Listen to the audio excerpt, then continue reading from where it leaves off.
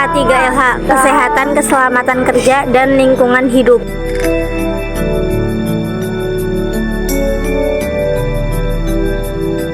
Bahaya-bahaya di tempat kerja.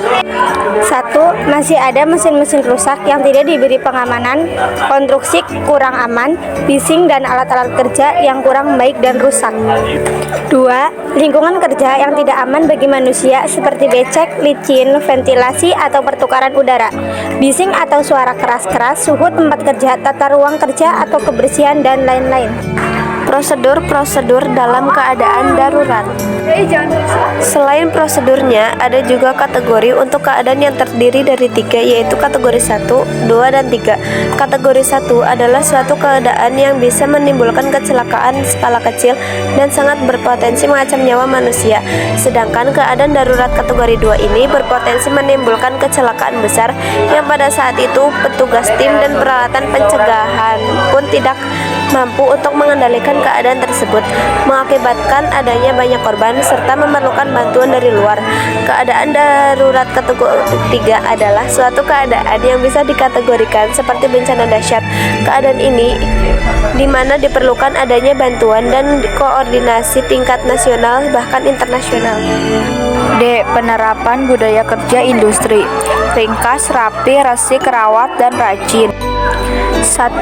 Pengertian 5R. Saat ini budaya kerja yang sudah sangat banyak diterapkan dikenal dengan istilah 5R, yaitu ringkas atau seiri, rapi atau seiton, resik atau seiso, rawat atau seiketsu, dan rajin atau shitsuke. 2. Manfaat 5R dan penerapannya.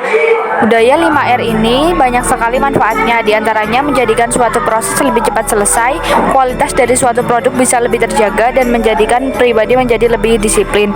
Bentuk penerapan 5R yang bisa kalian lakukan dalam kegiatan sehari-hari diantaranya menyimpan peralatan kerja pada tempatnya dan sesuai jenisnya, mengelompokkan barang sesuai fungsinya, menggunakan alat praktik mengikuti standar kebersihan, dan memelihara lingkungan setelah melakukan praktik laboratorium.